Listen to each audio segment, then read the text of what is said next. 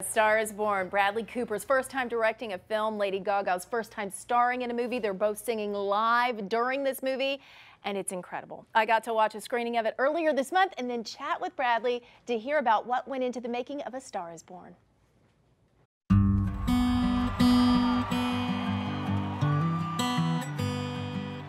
Maybe it's time to let the old ways die. Maybe it's time to let the old ways die. I gotta ask, I know that you've been asked this a million times, but why this movie? I mean, it's been done 3 times, so why remake it a 4th?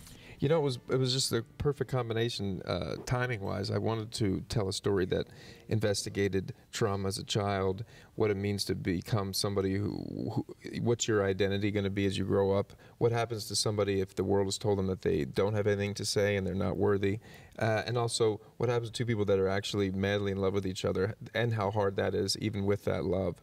And then I wanted music in it, and Warner Brothers had this property, and I thought, well, this is the perfect structure with which I could investigate these themes. So it really worked out great. I just don't feel comfortable. Why wouldn't you feel comfortable? Almost every single person has told me they liked the way I sounded, but that they didn't like the way I look. I think you're beautiful. Looking at the music that goes along with this, heavy hitters in the songwriting community here in Nashville. So how did that all come together? I know you had Lucas Nelson on board. That's all due to Dave Cobb. Is it? Oh, I love yeah. Dave. Yeah, I met with Dave. He was kind enough to talk with me about the project, and he had a bunch of ideas and people and writers that he thought could help out. Jason Isbell sent this incredible demo very early on and really paved the road for Jackson's sound. And also Hillary Lindsay, and then Brandy Carlisle, who lives in Washington, but she works a lot here. She performs. She's in the movie, so he was invaluable. And of course, Lucas Nelson, his band Promise the Real is Jackson's band. Yeah.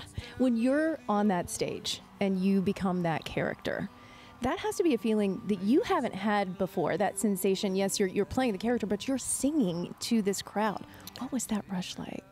It was, insane to actually, but the truth is I was thinking about so many other things, right? Like I hope the crowd doesn't throw bottles at me, and if they do, how am I going to turn that to make it work in the movie? Because we were jumping on, Jamie Johnson was kind enough to let us go on after his set, and Willie Nelson before his, and Chris Christopherson at Glastonbury, so we were going on to really live places. That crowd was real. They were here to see other people, and we were just lucky enough to jump on and film for 4 to 8 minutes. Was that the most nervous you've ever been?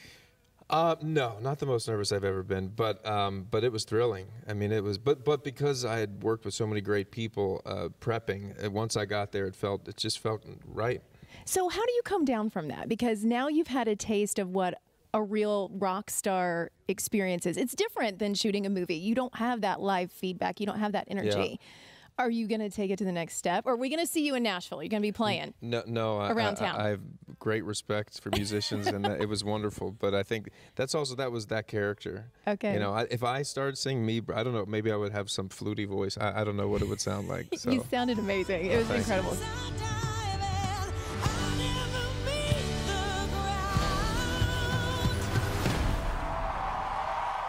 We're far from the shallow.